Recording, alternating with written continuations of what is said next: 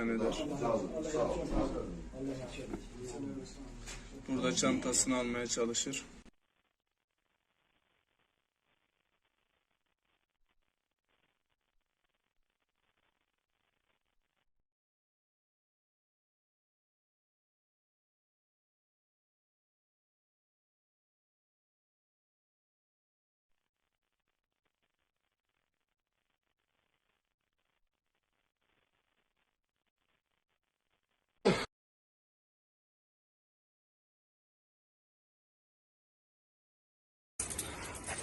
Abi çalmış abi.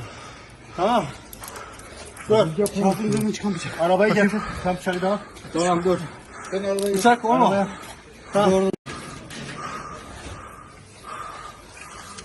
Dur.